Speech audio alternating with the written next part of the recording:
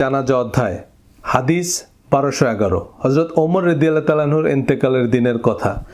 মুসলিম জাহানের খলিফাকে ছুরিকাঘাত করা হয়েছে, লোকজন দৌড়ে আসলো। হযরত শুআয়ব রাদিয়াল্লাহু তাআলা আনহু এসে হাউমাউ করে কান্না শুরু করে দিলেন। হযরত ওমর রাদিয়াল্লাহু তাআলা আনহু বললেন, শুআয়ব, তুমি কি জানো না যে নবী সাল্লাল্লাহু আলাইহি সাল্লাম বলেছেন জীবিতদের কান্নার কারণে অবশ্যই মৃতদের আযাব দেওয়া হয়। হযরত ওমর রাদিয়াল্লাহু তাআলা আনহুর দাফন শেষে ইবনে আব্বাস রাদিয়াল্লাহু তাআলা আনহু উপস্থিত সাহাবীদের সামনে হযরত আয়েশা রাদিয়াল্লাহু তাআলা আনহাকে বললেন যে রাসূল সাল্লাল্লাহু আলাইহি সাল্লাম এ কথা বলেননি যে আল্লাহ ঈমানদার মৃত ব্যক্তিকে তার পরিজনের কান্নার কারণে আযাব দিবেন। উত্তরে হযরত আয়েশা রাদিয়াল্লাহু তাআলা আনহা বলেন, আল্লাহর কোরআনই তোমাদের জন্য যথেষ্ট।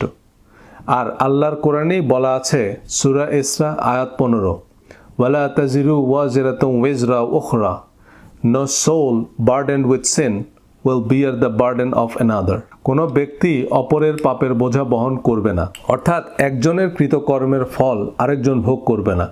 এ কথার উদ্দেশ্য হচ্ছে যে পরিজনের কান্নার কারণে মৃত ব্যক্তিকে কোনো শাস্তি দেওয়া হবে না। মৃত ব্যক্তির কী দোষ, সে তো মরেই গেল। অর্থাৎ জীবিতদের কান্নার কারণে মৃতদের শাস্তি দেওয়া হবে না।